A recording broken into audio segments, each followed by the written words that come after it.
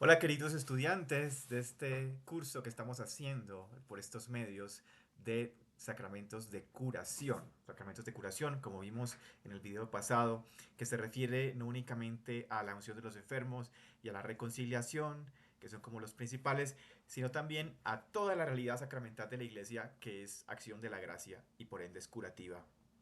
Dios siempre cura, Dios siempre sana, Dios siempre viene a hacer nuevas todas las cosas.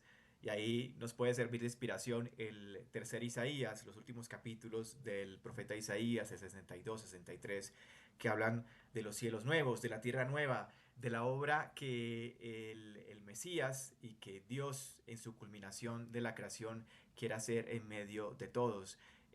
Un reino en el cual pues el león pasará con los corderos y todos estarán en paz. La justicia y la paz se besarán. Conocemos esa frase que es muy especial, que marca como una especie de ideal escatológico, profético, que Jesús, como sabemos, lo va a retomar desde su propia misión. Por supuesto que la iglesia también hace lo mismo. Aquí estamos haciendo un ejercicio de tradición. Así como Jesús toma el testimonio de los profetas y ese ideal profético de un cielo nuevo y una tierra nueva, lo transforma en su propia misión del reino. Así la iglesia también se siente comprometida, como dice Gaudium et Spes, fundamentalmente en la segunda parte de la Constitución, a sanar los corazones afligidos, a hacerse cargo de las preocupaciones de todos los seres humanos, tal como comienza la misma Constitución. Cito, los gozos, las esperanzas de los hombres son también asimismo los gozos y las esperanzas de los hijos de la iglesia, de los testigos de Cristo. Así que, pues, la iglesia se hace parte de la misión de Cristo, que es una misión fundamentalmente sanadora. Es una misión de llevar la justicia donde no la hay y de hacerse cargo del ideal profético que ya está mostrando Isaías en su tercera parte, en su tercer Isaías, como lo llamamos, y también en la literatura profética tardía del Antiguo Testamento. Es muy importante también reconocer que la labor sanadora de la iglesia se desarrolla en distintas etapas. Como les decía en el anterior video, hablamos de un itinerario salvífico, que también podemos decir un itinerario de sanación. Dios sana a quien se une a su experiencia salvífica, a quien acepta la gracia y quien se incorpora a ella. Pero es un proceso de incorporación que también requiere un tiempo. Y de hecho, como lo encontramos en las catequesis mistagógicas de Cirilo de Jerusalén y en otras catequesis mistagógicas, también encontramos el testimonio de que el neófito necesita ser introducido paulatinamente en el misterio de Cristo, y esa introducción requiere no solamente una pedagogía, una mayéutica espiritual, como podemos decirlo tomando el término socrático, sino también un acompañamiento, ser acompañado a. Recordamos el texto de la curación del ciego, perdón, del eh, enfermo en la piscina de Siloé, que está ahí y no puede moverse y que desea ser sanado. No hay nadie que lo lleve a la curación. La piscina de Siloé como el signo del lugar de la curación, y que aparece en otros momentos del Antiguo Testamento, del Nuevo Testamento, como el arquetipo de las aguas que llevan a la sanación. Ahí veamos la figura de Naamán, el sirio, con Eliseo, Naamán que se baña, que se lava de su lepra y queda sanado. El río, el agua, el lago, que es signo de la sanación y que también se va a tomar desde la teología bautismal, el agua de la cual somos regenerados, como diría San Agustín. El baño de la regeneración, así lo llama él. Es un proceso en el cual necesitamos ser llevados, tomando de nuevo esta imagen de la piscina de Siloé, y la persona se queja delante de Jesús que nadie lo puede llevar a la sanación, que nadie lo puede llevar a que se pueda bañar en esa piscina. Y Jesús renueva sus categorías y le dice, pues yo soy, digamos, esa piscina, yo soy el que te puede sanar. No tienes que ser sanado por el hecho de ingresar a algún lugar, por el hecho de estar sumergido en algún espacio. Yo te puedo sumergir. Y de alguna manera la historia que nos queda, como la narrativa teológica que está detrás de esa perícopa, es pues que Jesús es en sí mismo la experiencia de la sanación. Ya la sanación no tiene que estar religada a lugares, a escenarios, a cosas que tiene que hacer la persona, sino es el mismo Cristo.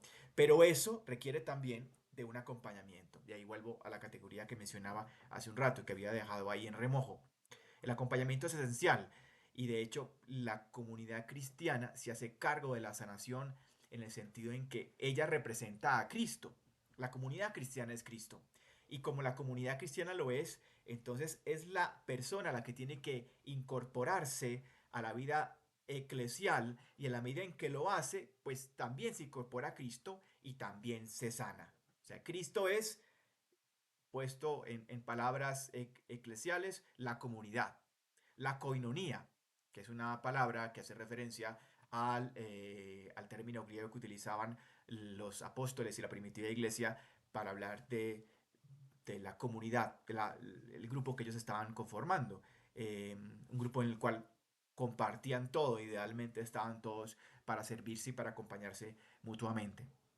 Entonces, como podemos ver, aquí hay como una traslación conceptual desde la imagen del lugar, del baño del cual somos sanados, hasta Cristo, que significa esa experiencia de ser sanados y bautizados, sumergidos a la vida eclesial. Son tres momentos del lugar, el lugar que es como la versión primitiva de la sanación, entre comillas, la idea de que tengo que ir a un lago a sanarme, que tengo que ir a un monte a recibir una experiencia espiritual.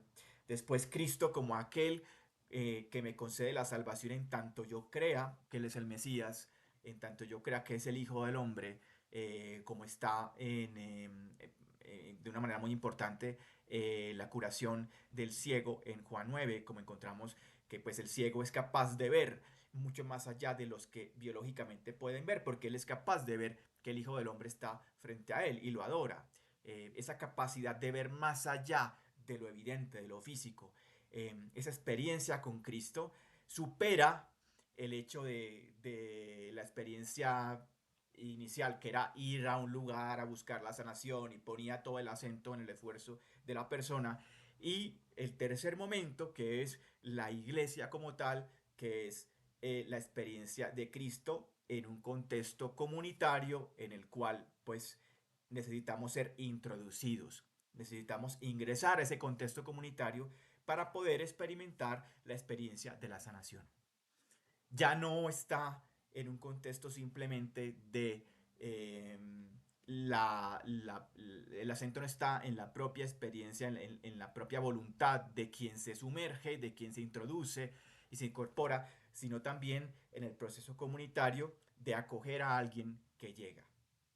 Entonces, eh, podemos ver que aquí no solamente hablamos de la experiencia del bautismo como tal, el del rito del bautismo, que significa eso, pues el bautismo la persona es sumergida en Cristo, que es la experiencia comunitaria que la está rodeando, sino también en el proceso paulatino y gradual de pues, hacerse un lugar en ese escenario comunitario, que eso no se da de la noche a la mañana, como sabemos. O sea, hacerse un lugar es reconocer que yo hago parte de esa comunidad eclesial y que la comunidad también hace parte de mí, que yo no me puedo entender por fuera de la comunidad eclesial. En la medida en que yo estoy vinculado a ella, soy y soy también sanado porque el vínculo de la gracia, la experiencia de la sanación, me viene en la medida en que yo estoy vinculado a la iglesia.